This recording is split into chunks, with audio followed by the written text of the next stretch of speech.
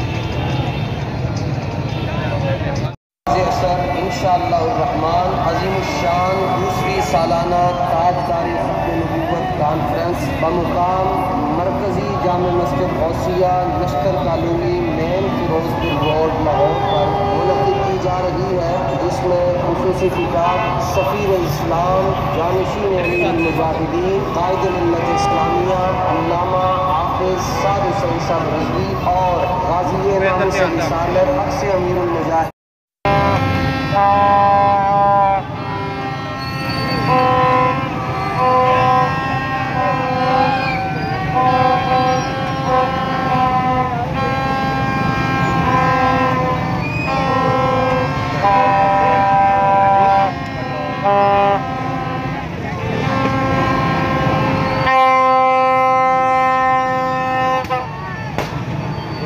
जाकर खिला दी।